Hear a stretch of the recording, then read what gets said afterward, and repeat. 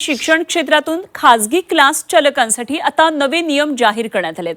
शालेय शिक्षण मंत्री दादा भुसे यांनी पत्रकार परिषद घेतली आणि काही महत्त्वपूर्ण घोषणा या पत्रकार परिषदेमध्ये केल्या। शाळेच्या आवारात खासगी क्लास चालवता येणार नाहीत असं दादा भुसे यांनी म्हटलंय। शाळेमध्ये कार्यरत असलेल्या शिक्षकांना क्लासेस चालवता येणार नाहीत असंही त्यांनी म्हटलंय आणि क्लासेसमध्ये विद्यार्थ्यांसाठी सोयीसुविधा असाव्यात। नियम मोडला तर 50 लाखांपर्यंतच्या दंडाची तरतूद असेल असं भुसे यांनी या नियमावलीमध्ये सांगितलेलं आहे। शालेय शिक्षण क्षेत्रातले पुढे विद्यार्थी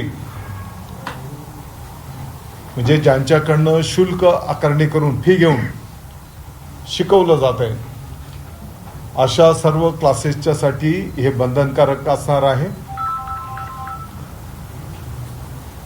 13 वर्षाखालील विद्यार्थ्यांना तिकडे प्रवेश देता येणार नाही। इतर शाळांमध्ये जे शिक्षक बंधू भगिनी आता कार्यरत आहेत त्यांना कोचिंग क्लासेसमध्ये सहभाग घेता येणार नाही। शाळा महाविद्यालयाच्या आवारामध्ये हे कोचिंग क्लासेस चालवता येणार नाहीत। एखाद्या पालकाला जर आपल्या विद्यार्थ्याला त्या क्लासेसमधनं विड्रॉल करायचं असेल, त्या विद्यार्थ्याला त्या क्लासेसमध्ये जायचं नसेल तर त्याच्या शुल्क परताव्याची पण तरतूद त्या ठिकाणी ठेवण्यात आलेली आहे।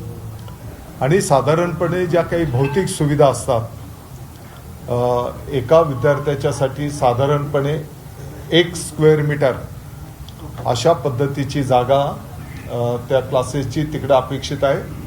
आणि मग इतरही टॉयलेट असेल, इतरही ज्या काही सुविधा लागतात त्या सुविधा पण त्या ठिकाणी असल्या पाहिजेत। हा कायदा अंतिम केल्याच्या नंतर जे कोण या उल्लंघन करेल, काही लहान बाबींचं उल्लंघन केलं तर साधारणपणे 1 लाखाच्या पासून तर 5 लाखाच्या पर्यंत दंडाची आकारणी तिकडे केली जाईल।